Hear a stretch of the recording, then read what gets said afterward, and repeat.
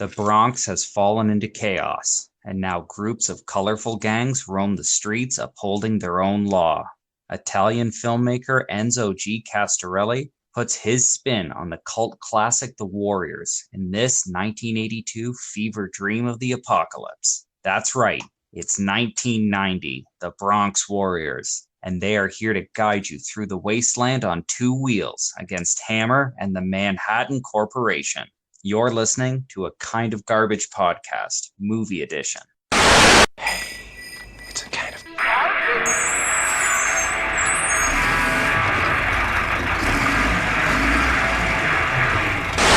We just watched 1982's 1990, The Bronx Warriors, a movie we found out about while doing some research on another Castorelli classic called The New Barbarians. It definitely got our attention when we read about this movie and found out that it kind of has some loose connections to The New Barbarians. And it's, I think some would say, part of the Castorelli Apocalypse or Wasteland trilogy.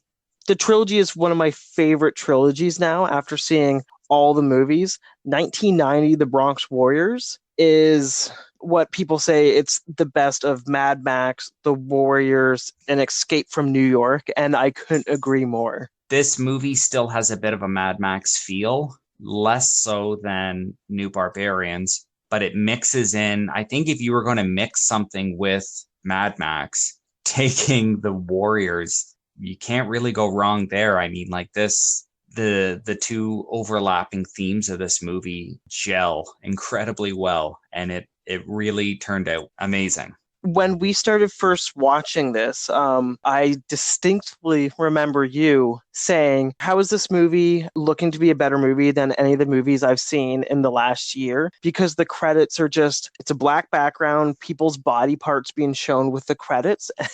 You're seeing like a roller skate, a lady with like long fingernails, people's billy clubs. And right away, you know you're in for a treat. The opening credits of this movie they're just the perfect tease. He actually had, during a day of shooting, when they were doing some outdoor shots, he had the majority of the cast on set, and they got rained out, and they basically lost a day of shooting. So he came up with the idea of having all the characters who are already in costume and prepped and ready to shoot, just having them stand in front of a black background and then do a little like turn and pose while he filmed one of the distinguishing pieces of their costume. So we'll get into it, but this movie takes the idea of the New York City street gangs and it takes the warrior spin on them, where all the neighborhood gangs are themed after something like colorful that makes them stand out from the others. Even the credits to this movie is just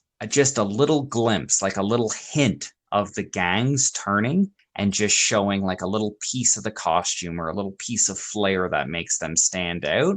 And it sets up for the rest of the movie that as they run into the gangs, you're pointing at the screen and going, oh, it's the roller skate gang. Oh, or it's the zombie gang. Like, it's just like the ultimate tease, and it's so effective. And it got the three of us so excited in 45 seconds for the rest of this movie. Like, it was such a good use of getting the audience's attention and like getting them ready to pay attention. So should we jump into what the plot is? Because a lot of these Italian movies have the simplest plot, just with a bunch of tiny little subplots that tie in. The plot of this movie isn't anything special. Like you've seen a variation of it like a 1,000 times before. It's pretty simple. I'll just give a quick plot synopsis, but what makes this movie shine is how it is shot.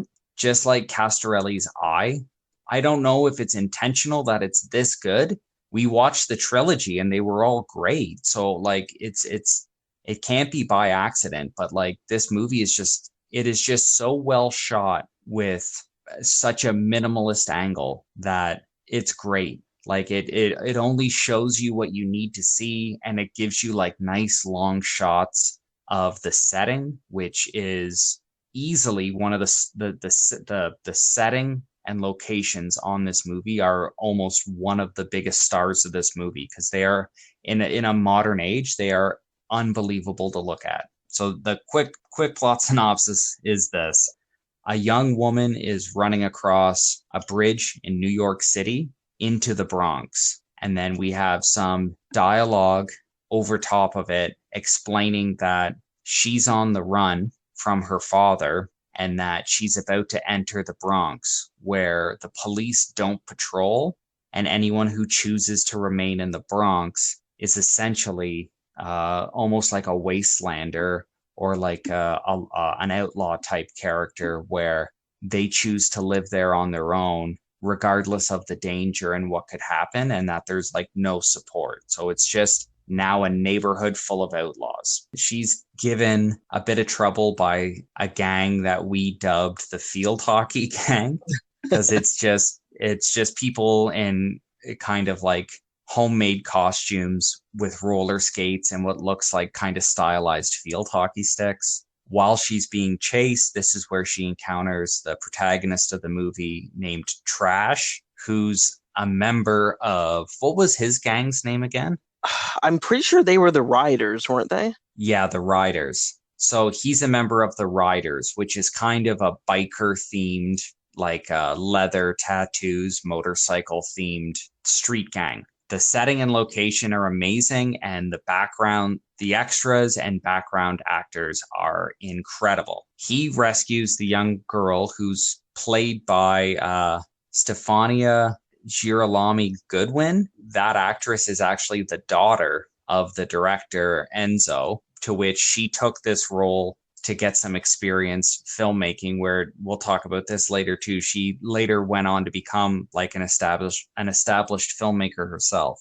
She is now rescued by Trash and has decided that the Riders can protect her in the Bronx from her father. So a little bit of time passes and we see that she is kind of warmed up to like the gang life and Bronx life, and that the Riders have accepted her as one of their own, and she's fully in the gang now.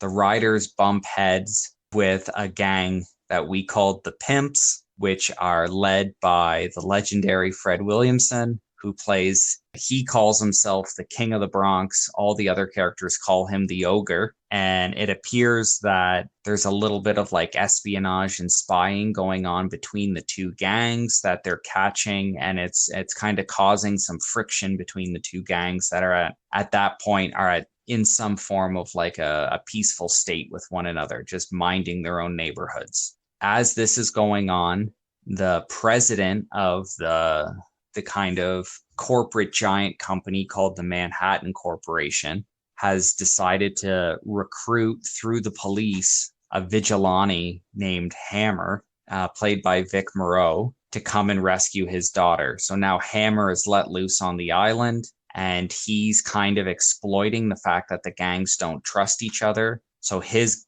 end game is to play the gangs off one another while he steals Anne, the Trash's love interest, who's hiding out in the Bronx. So we have she's kidnapped, which sets forth Trash going on like a hero's journey through the Bronx to find out what gang has kidnapped her, where not only does he have to fight his way through the gangs, but he also has to like form a bond and like help keep the peace with the gangs at the same time. This all leads to a big showdown where he's teamed up with Ogre to rescue Anne. Huge fight happens, lots of special effects, lots of great man-on-fire shots and flamethrower shots built to the climax of the movie. So it's pretty simple. It's Trash has to go and rescue Anne. You find out that Anne is the heiress to the manufacturing giant, the Manhattan Corporation. And she's only 17, which right away we're just like, oh no. Yeah, it's tasteful. They don't she actually has a birthday party in the movie, but there's no bring her a cake. Maybe because it was Enzo's daughter, he decided like I'm gonna I'm going to get rid of all the bits of the screenplay where like trash and have sex in a burnt out car. When they present her 18th birthday cake, they have New York City on it, built of like, who fucking knows, like wafers or something, and you can clearly see the Twin Towers on the cake, and we're just like, oh no. But thankfully nothing happens inappropriately to the cake. There's a lot to talk about this movie. So this movie is an Italian film production, which at the time, to get funding, there was a loophole that if you were to make a movie and receive support from like the government, you had to film 50% of the movie on location in Italy. So any of the interior shots in this movie where there's some really, really amazing looking sewers and amazing looking like ruins, all of that is shot in Italy on just in old parts. Any of the exterior shots, which are mind-blowing, were shot in 1981 in the Bronx. And it is a desolate wasteland. He realized it was such a good opportunity to film a movie during it. He actually filmed 2 movies. He filmed this, and this movie kind of has a sequel called Escape the Bronx. I pointed out to Adam and Connor when we were watching this, like, this movie is legitimately shot in 1981 in New York City in the Bronx, and there are entire city blocks that are just full of scrapped cars or desolate burnt out buildings, and it literally looks like a war had taken place. Like, it is insane. And not only did they not really do any set work to make them look this way, there's lots of shots of them going up and down the streets on their motorcycles through like abandoned buildings and like completely abandoned neighborhoods, where a couple blocks down the street in the background of the shots, you can actually see residents of the Bronx going about their lives. Like there's people on the sidewalk. There's a couple scenes we saw people playing basketball in a park. You would see like cars and taxis going up and down the streets in the background. It's fucking bizarre knowing that this is taking place in the United States on what is now a very populated area where people want to live there. This place is dilapidated. It looks like a war zone. It looks like hell. And they're just filming movies there, and it's fucking amazing, to the point where I want to find out if there's documentaries about like the fall and rise of the Bronx as an actual place where people made movies and lived, and just the evolution of the Bronx itself. Okay, so here, I'll give you the quick version, okay?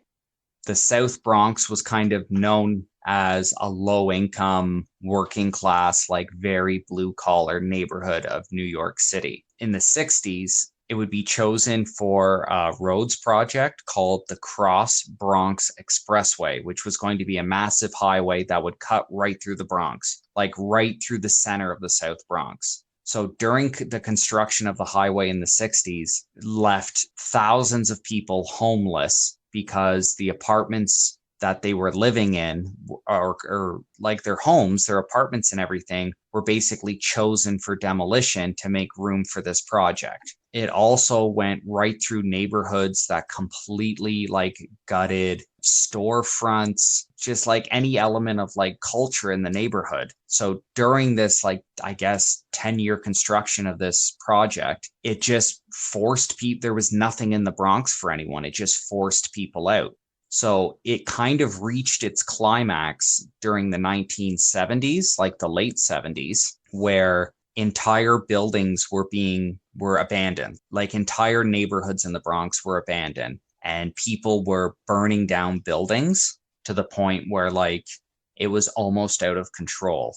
During the 1977 World Series between the New York Yankees and the Los Angeles Dodgers, when they did a helicopter shot of wherever the Yankee Stadium was at the time, when the helicopter shot panned out, you could actually see entire apartment buildings on fire in the background, just like to the south of the stadium, to which sportscaster Howard Cosell coined the phrase, "The Bronx is burning," which ended up becoming like a famous thing in America just kind of like how everyone viewed what the Bronx had become. Like it literally became what it is in Enzo's movie. Like it got so bad that they were demolishing buildings that were unsafe. They were demolishing buildings because people were squatting in them or like running drug dens out of them. They were leveling entire neighborhoods. It was insanity. The president at the time, Jimmy Carter, even went there to take a look at it, at just how far that neighborhood had fallen. And if you look up pictures during the 70s and 80s of the South Bronx, like you don't even recognize it as an American city. It looks like no one's lived there in 100 years. During this time, Enzo wanted to make a movie. He kind of had this whole like apocalypse theme to his movie, and he totally took advantage over it and was like, why not shoot it?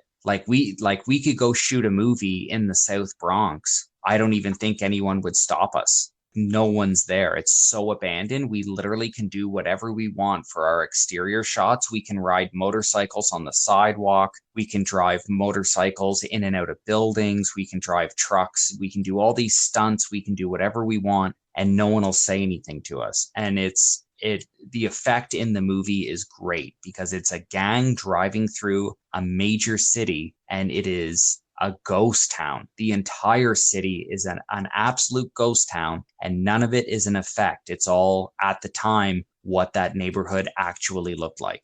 There's lots of great scenes. Like Enzo's got a great eye to set up these shots. There's amazing shots of characters. Like he's got the gang's graffitis, like all their graffiti tags throughout the city. And you can definitely tell that the crew just bought spray paint or paint and just painted whatever they wanted because they knew no one was going to stop them. I couldn't really find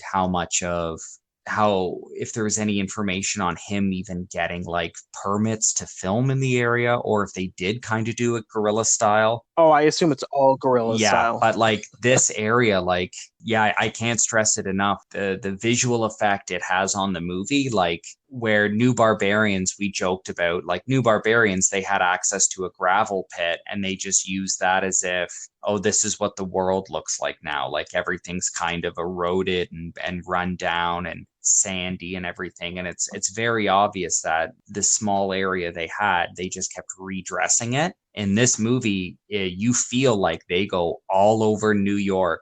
There is not a soul on the Bronx side. There's not a soul in the city. They're like, all that's left in the city are these rival gangs that are at each other's throat. It's easily was my favorite part of the movie. Like that took me in for like, this is the world this movie takes place in, and it's incredible. I think one of the first big funny moments that we saw was when Hammer was infiltrating the Bronx inside, we're going to call it the ice cream truck that the police have. They jump on top of it and start spray painting the window. And we were sitting there be like, what is he writing? Because he has to write it backwards from his point of view. Yeah. So the police officers can see it. And we're just like, is he writing shit on their windshield? Yeah, and he just writes shit. Yeah, it's pretty great. Like that's the vandalism. And it's kind of funny because like when you see the vandalism throughout the city too, like it's like block lettering. I'm just going to spell shit. And then throughout the city, like there's no artistic merit to the graffiti. Like there's no style. It's just someone wanted to write like Riders territory or like zombie territory. So they just got a can of green spray paint and then spray painted in one small section, like very neat font. And it's like, I don't think that's what graffiti looks like. There's a couple of scenes where like it goes to like the different gangs' neighborhoods. And there's a couple of times where the riders talk about there's ways to go into the sewer and get to other parts of the Bronx where like you could bypass other gangs' territories. And I don't know how much of this was shot in Italy and how much was shot in the Bronx, but there's a couple of locations they use that they're great, like them descending into these tunnels. And it's not a set where like they walk into a tunnel and then it cuts to the next scene is like a big open room and you're supposed to believe that the tunnel led into this big open room. Like some of the shots follow the actors as they explore the city, and you get like it's such a good sense of like exploration and world building through the movie, just watching them like go into an abandoned building, and then the camera just follows them into that building to show you that like the state of decay that the city's in like follows right inside the building. The camera work, yeah, is amazing. Just the way that he does take you through the buildings. There's the one shot that I know both of us are thinking of where they are walking through like a dilapidated building, and they go to, I can't remember if they climb down or walk down a set of stairs. And as they do this, the camera vertically drops, but it's far enough away that it can, like, there's no wall, so it can like literally go down to the lower level, and you see them walking almost in the sewers of the building. And even you were like, that was a great shot. Oh yeah, they just showed the transition of them leaving into the sewers. Yeah, so in the shot, they drop through the hole in the floor of a building, and it's filmed at the other end of the hallway. And as they go down that hole, the camera's lowered through a separate hole. So the camera is following, the shot is continued as the actors are descending. And the only thing that breaks up the shot is now in the foreground, you almost see like a dissection of the concrete of the building as you're now lowered into the basement of the building. They saw that area, even if they made the hole, that shot is such a good shot. Like, it's such a neat idea. If there's no edit, there's no breakaway. It just shows you like it's just exploring this world with the actors, and it does such a good job. I know that this, even though I said the plot is super simple, there's so many like main key elements to it that we're 100% gonna miss. Oh yeah. Hammer, the bad guy Hammer, who the police get him in there basically to bring back Anne to her father, frames, I don't even know what Fred Williamson's gang's name is. Do you remember? The Tigers. The Tigers. He frames the Tigers by shotgunning one of the Riders members and his, I'm going to assume, girlfriend, both in the chest, which was fucking amazing. Yeah. And then he drops a tiger ring at their feet, and that's what makes them assume it was the Tigers. Yeah, so before this happens, Fred Williamson and the Tigers kind of have a little meeting with the Riders, and they try to say that they just killed a Rider, but the reason they killed him was that he was actually a mole for the police in Manhattan on the other side of the bridge. And that's kind of, now the Riders, half of the Riders believe Ogre that one of their members was a spy. And then the other half of the gang think this is actually a trick by the Tigers to try to like get the Riders all worked up and looking in at themselves to think if like there is another spy in their midst. So when Hammer sets another trap for them, that really sets off the conflict in the Rider gang, where now they are openly, half of them want to go to war with the Tigers, half of them want to try to reestablish peace. Some of them want to go to war with the cops. It definitely sets off that like things are not well in the gang. I want to jump back to where they're fighting with Hammer after Hammer has killed the two guys. They're running through this building. And when I say they're running through a building, immediately I noticed that they're running in the same hallway over and over again, because there's a giant, I think it was like 1050, 1040, spray painted on the wall.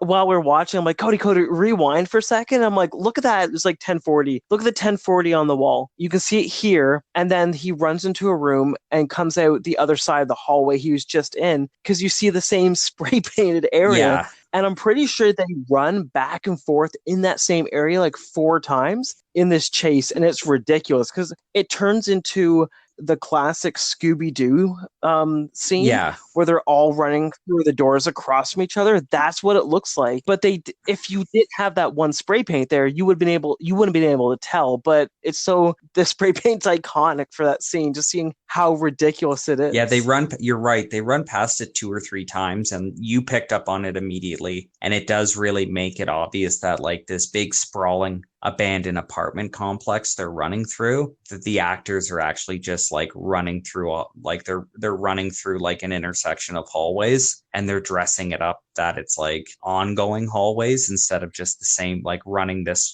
forward then running backwards through it again. Yeah, there weren't too many instances of that where it looked like I noticed there was during the fight scenes there were a couple special effects that were reused. but there wasn't too many of them either. I think it was when there was a couple of, they're towards the end of the movie, they're raided by Hammer and the Manhattan Corporation, who kind of go in with like a SWAT team, and they have flamethrowers, and there's a couple of scenes where like people are lit on fire that are kind of reused and spliced in to make it look like a bunch of people are lit on fire. But it's not too bad. Like, you kind of appreciate that, like, that's at the time and at the budget, that was obviously like a big special effect for them. So like, why not get as much mileage out of it as you can? The next thing I want to talk about is the background actors and extras in this movie that they use to help make up the gangs. Please do. I noticed in this movie, obviously with it being an Italian production, even the shots in all, like, they mostly use their motorcycles in the exterior shots, going up and down the streets and the sidewalks of the Bronx. And for the most part, I would say about the majority of the motorcycle shots are really just the core members of the riders on their motorcycles, which I think are all Italian-made Moto Guzzi motorcycles. And they're all very nice looking, like, they're all nice motorcycles for the time. This is where we have some of the extras. Now, credited at the beginning of the movie, some of the extras were provided by the Hells Angels. So we go from the 5 core members of the gang, which are usually the focus of the shot whenever the gang is at full strength. They all have like a costume that kind of separates them a little bit, but they're still, you can tell that by the way they're dressed, they all fall into the same gang, and they all have a motorcycle with a little something personal on it to like show that it's their motorcycle. But then in the background with these extras, which I think at some points there's maybe over 20 extras. So at some shots in this movie, you have 25 or 30 people riding up and down the streets of the abandoned Bronx, just like in a huge gang of motorcycles. It's all Hells Angels, and you have people wearing Nazi memorabilia. You have people with like airbrushed images of like naked women on the side of their motorcycles. You have people with swastika tattoos and swastika paint jobs on their motorcycles, and you have people with like the German Iron Cross on their helmet, and like we found a bunch of people with SS emblems in their jackets. Like, it's pretty wild to see now, and I don't know how much of that was costume. And it's funny because there's one motorcycle that you pointed out that had duct tape over top of the side of it. And you even said, what is so horrific on the side of that Hells Angels motorcycle that they can't show it when people have SS's, the swastikas, and the Confederate flag. So there was one scene where there's someone who clearly has a piece of paper over the side of their motorcycle's fuel tank.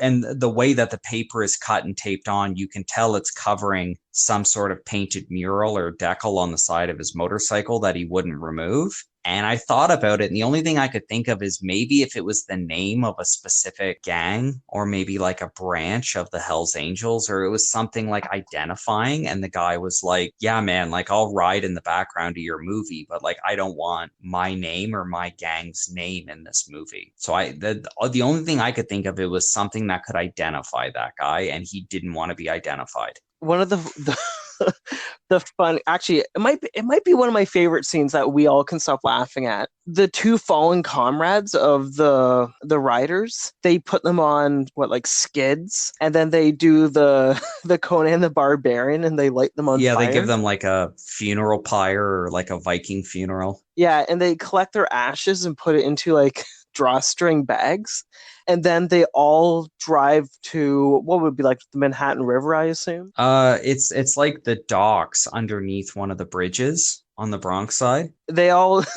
go in a row, and they all take a handful of the ashes of these characters and attempt to throw them into the water, but the wind just blows the ashes back into their faces or the person beside them, and we were dying laughing at this because how funny it was. Well, it's amazing because all the people doing it are the Hells Angels extras that they've hired. And if you've seen the movie The Big Lebowski, like the shot where they go to throw they go to dump their friend's ashes into the ocean or wherever it is they go to dump Donnie's ashes, and it just blows back in the dude's face, and it's done for comedic effect against Jeff Bridges in that movie. It's that scene 20 years or 15 years or whatever before that movie came out, and instead of it being like John Goodman doing it to Jeff Bridges for comedic effect, it's 20 Hells Angels doing it to the Hells Angel right beside them. And you can physically see the body language of the guy. Like when he throws it and it hits the guy next to him, you can physically see like how angry it makes the other biker.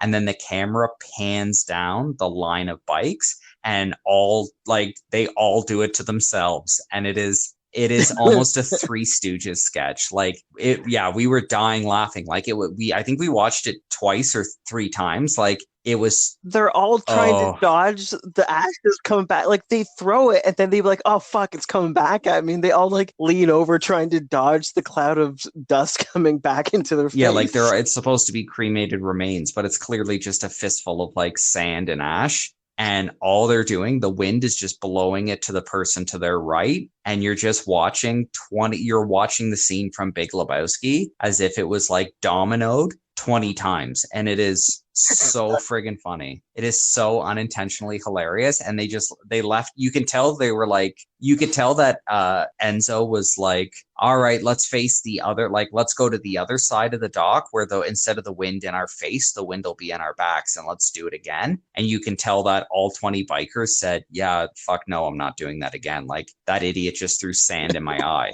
It would have taken 15 minutes to reset up that scene, like no time at all. And the fact that they didn't reshoot it shows you like how mad the actors were that that's the way it happened.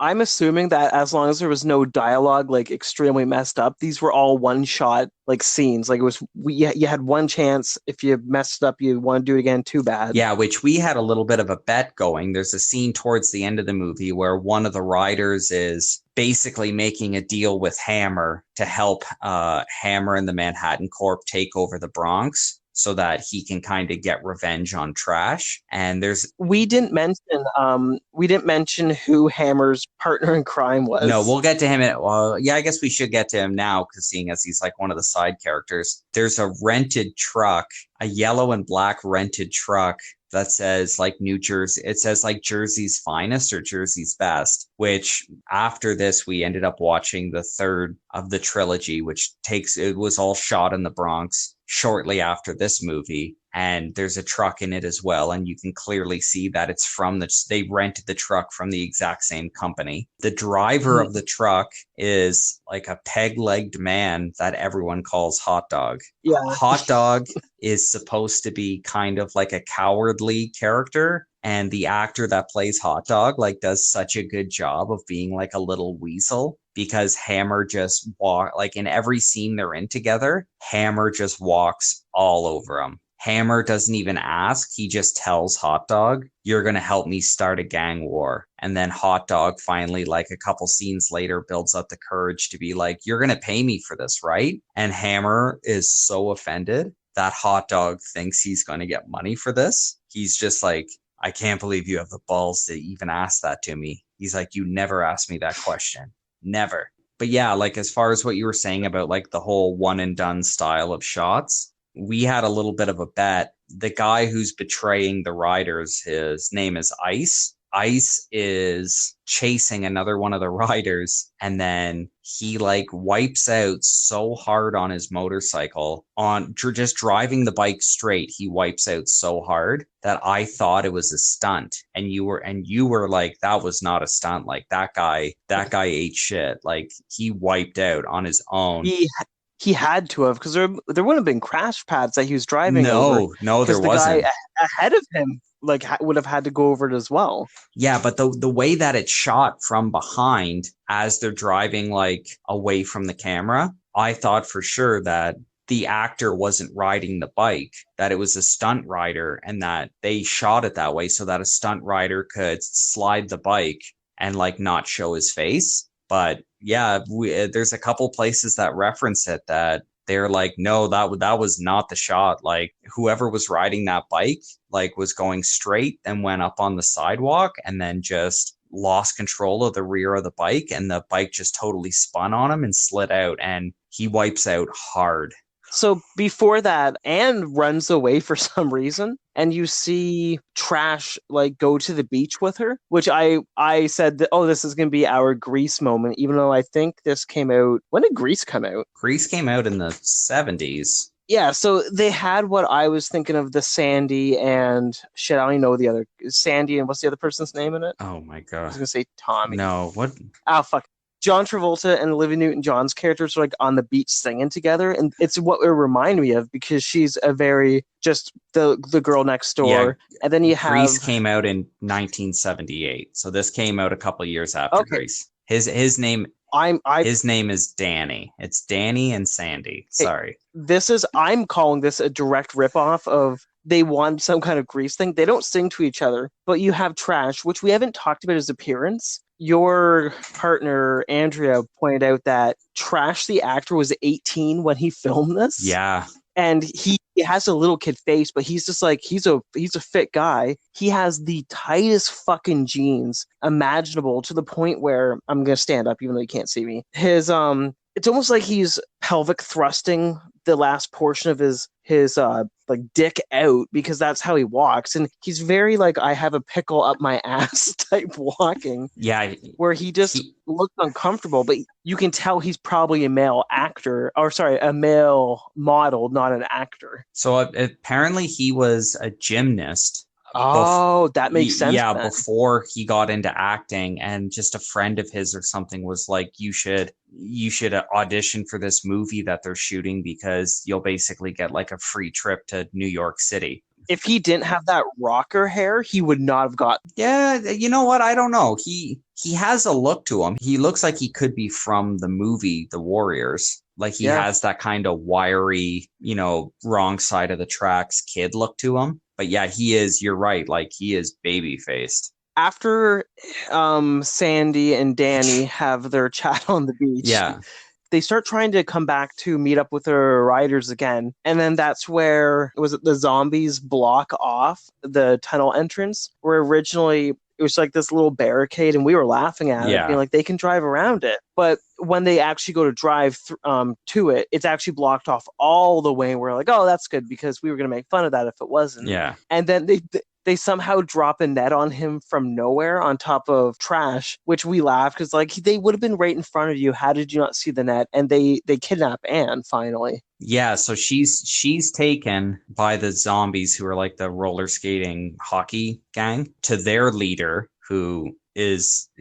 incredible looking. Their leader is Golem. Yeah, Golem. So they're taken to Golem, who's like basically training people on roller skates in a kung fu dojo. So in the background, they have all these extras like practicing roller skating, practicing field hockey, practicing karate, and then there's one guy on a tire swing, and there's another guy jumping up and down on a trampoline. I love the trampoline guy. He's my favorite. Like, there's a guy in the background on a trampoline just jumping up and down. So what Golem looks like, for everyone's imagination, what I'm about to say, it's the character Ermac from Mortal Kombat 3, like his actual like top half, like he looks like a Mortal Kombat character with no mask. Instead, he just has like long flowing black hair and a beard. Yeah. And he has Anne chained up, just like Sonya Blade from the Mortal Kombat 2, where she's in the background with Shao Kahn. And that was the first thing. I'm like, oh, it's Ermac, and he has Sonya Blade now. Yeah.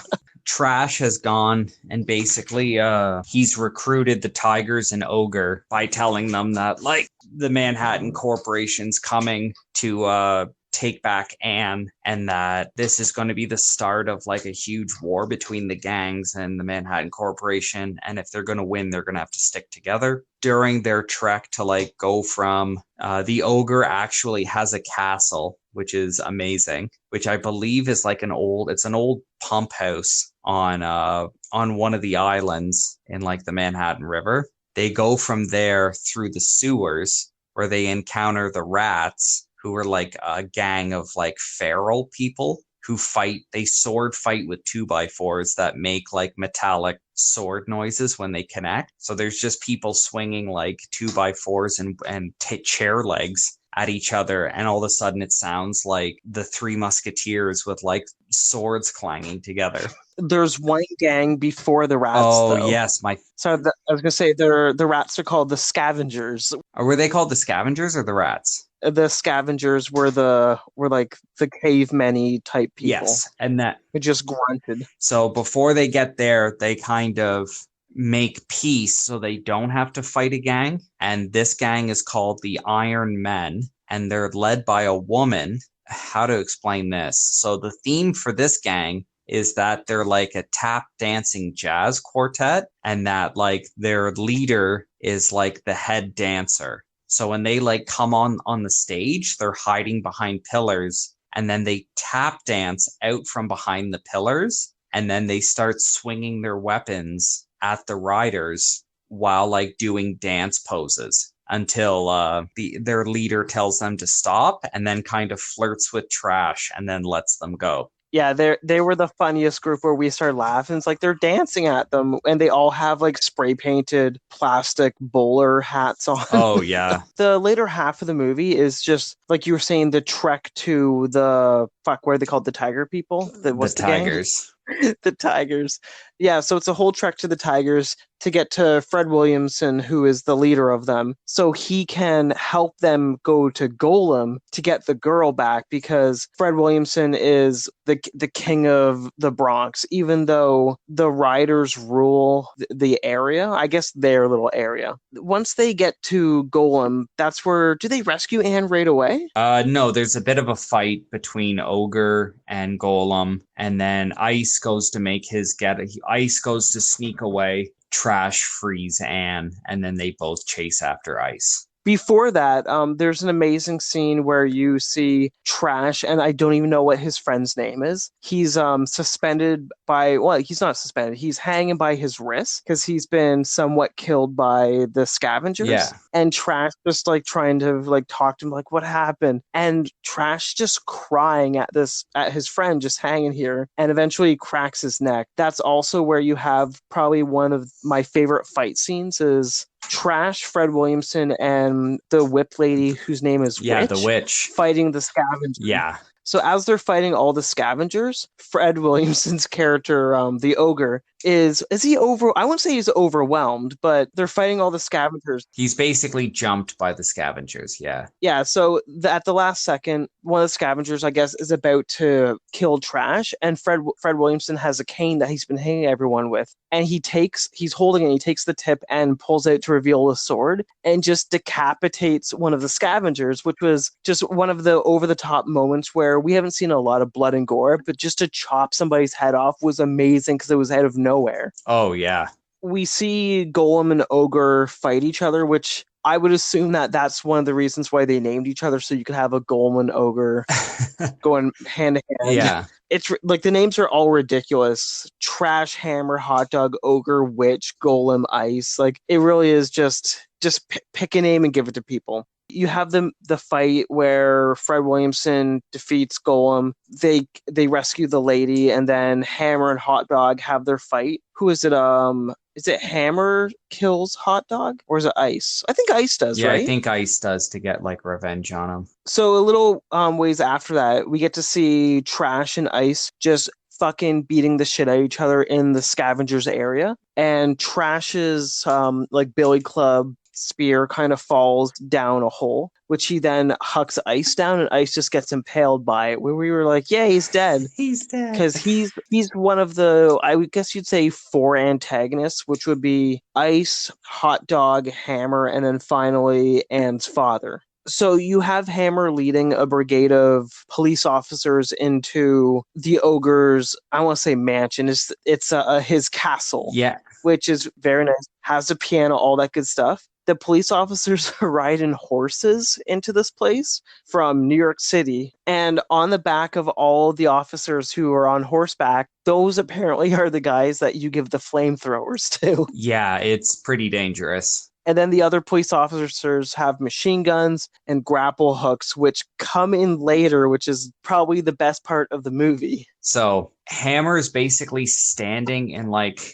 it's not a skylight, but it's a hole in the roof of the castle that is like being used as a almost a skylight. And then he just yells for like the riot police to like start attacking. So without anyone realizing it, like just the riot police like come in and start raiding them. And then anytime it cuts back to him, he's almost doing like a Nazi salute, and he's just laughing like a madman. Like he's just over the top, like, yes, get them, yes. And he is chewing the scenery. He is having such a blast. And the whole movie, it's established that Hammer is like this calm, collected, get anything done mercenary. And then by the end of the movie, he's like almost goose stepping, and he's just screaming at the top of his lungs, just watching people get lit on fire with flamethrowers. And this is the part where for the next like probably 5-10 minutes is just every single character except for Trash being lit up with a flamethrower, shot in the chest. Like every single character dies. Yes. So Hot Dog, his truck explodes and he dies. Ogre gets shot in the back during the raid and he dies. The Witch gets shot in the back and dies. A bunch of other people are lit on fire with a flamethrower. And then Anne is shot in the back and dies. And then it ends with Trash finding a grappling hook on the ground, picking it up, shooting up into the skylight, and impaling Hammer with the grappling hook. Can we really say impaling though? Because it like latches onto the front of his jacket. They clearly sewed it into his jacket and then pulled it and ripped it off his jacket. And then when they play it back in reverse, it looks like the harpoon's going into him, but it like stops directly at the fabric of his jacket. Like it's pretty bad. Yeah, you have the hooks of like the harpoon, like as you would. Yeah. And it's basically like it looks like the first inch maybe is touching his chest. And he's like, if it just went right through him and you saw it from the back angle, it would make it so much better. But like, that was the only cop out that I had that I was a little upset with. Yeah. So then we thought that was just going to be it. Cut to credits. They've killed everyone in the span of 5 minutes. How could they possibly wrap this up? And then it cuts to a rope being tied around like the rear luggage carriage of Trash's motorcycle. And then Trash starting up his bike, revving the engine, and then tearing out of the castle, and then being towed behind him, like being dragged behind his motorcycle. He has Hammer impaled on his grappling hook. And then it just cuts to credit. Which is wild. Is a great... It's just us being like, oh my God, yes, I can't wait for the next movie. Yeah. Now, here's the difficult thing, now that we've talked about the movie. Where is this going to go for your top 10 list, knowing that The New Barbarians, which is part of this like unofficial trilogy from Enzo, where does this go on the non-Patreon list? What number would you rank this? This for sure is my number one. I thoroughly enjoyed this movie. I thought it had a lot of ingenuity into how it was shot, and it has a lot of, I would say, like filmmaker wisdom of like taking advantage of like how to get the shot you want and the look you want. Because this movie obviously was a low budget movie, but there's bits of this movie that look better than most modern movies that have like similar themes. It is, yeah, I any flaw I have with this movie would be with some of the kind of scenes that either haven't aged well or just they were shot once and that was it. And any of those scenes are funny. Like you're still having fun with the movie even when it gets to like the cheesy bits. Yeah, it's my number one, hands down. So I'm going to agree with you. This is now my new number one. So it kicks the shadow right off that pillar, sends it down one, which also means that we officially have our very first full top 10 list, which you can view at thekindofgarbage.com. Nice. But yeah, the Bronx Warriors, number one. I'm hoping something can top. Well, I know stuff that can top this, but such a fun movie. I can't gush enough. Yeah. So for our next episode, For our Patreon episode, we'll link into this one. It's either going to be the same week or the week after, which we watched the sequel to this movie, Escape from the Bronx. And I'm excited to talk about that one as well. Yeah, I'm really excited to see that. We kind of set up a movie night with some friends and watched them, and not to get into it or spoil it too much. Yeah, it did not disappoint. It was a fun movie with lots to offer. Could it be better? Pay to find Yeah. out. The next free episode, our standard episode, just like this one, is a recommendation from a non-listener named Daniel Baldwin. Yeah, we reached out to Daniel Baldwin about the Baldwin v. Baldwin v. Baldwin v. Baldwin episode. And he actually recommended a movie that neither of us had seen that he stars in. Or heard of. Yeah, I think we haven't watched it yet. I did a little bit of research just into when it came out and who's in it. I don't want to spoil it for myself. It looks like it was kind of a smaller, more independent thing. It looks interesting. There's some really neat actors in it. And yeah, we're definitely excited to watch it. And that movie is called Trees Lounge. Hey, Cody, do we have any listener mail? Not that I've got. Do you have listener mail? Yeah, we have listener mail. Woo! Woo! We have a second letter. It is from a friend of the podcast, Rob, once again. Thank you, Rob, for writing in. The subject line is an email number 2, Electric Boogaloo. Oh. And it says, "Hi, Cody and Adam. Longtime listener, second-time writer. I love your podcast. I had no idea about the German Far Cry movie, but I do know Adam is a huge Far Cry fan. Cody, which is your favorite Far Cry? I am looking forward to your next podcast. Your number 5 best fan, Rob. Your number 5 best fan, Rob." Let me give an insight into that repeat at the end. When I was editing the Far Cry episode, at the beginning, when I say who the director is, Uwe Boll, I missed an edit and I said it twice, and that's the inside joke for that. So now everybody knows. So, Cody, what is your favorite Far Cry? I think the only Far Cry I played start to finish was 5, which was about like the survivalist gang in like Montana, where you're like an ATF agent. That it had like a lot of stuff about like sovereign citizens and cults. And it was the one that basically took place in the Northwest in America, where there's like deer and moose and bears and wolves and stuff. That's the only one I played start to finish, which I liked. The one that I quit I believe was Far Cry 2, which was in Africa, where if you shot your guns, it could start a grass fire, and then you would just get into a gunfight and then die in a fire. Which at the time, that one was fun. Yeah, but at the time when I played it, I found it so frustrating. But then after a while, I'm like, I give up. This is hilarious. It definitely had its bugs, but it was fun. That's it for this episode. I hope you enjoyed it. I enjoyed watching the movie. I know Cody did. I know that our friend Connor did. And yeah, join us for our next one. Join us for the Patreon one, which is the sequel to this movie that you're really going to love. Yeah, thanks for listening. I cannot recommend this movie enough. Yeah, tune into the Patreon episode. We're going to talk about the sequel, which is definitely the sequel to this movie. It's great. As always, you can find us online through our social media accounts on Twitter and Instagram, both at A Kind of Garbage. You can also email us at akindofgarbage@gmail.com with any questions or comments you may have. Be sure to check us out at akindofgarbage.com, where you can find links to our Twitter, Instagram, and YouTube pages, as well as our Patreon page at patreon.com/akindofgarbage, where you can get access to our private Discord channel and Patreon exclusive podcasts. Thank you again for joining us, and be sure to tune in next time.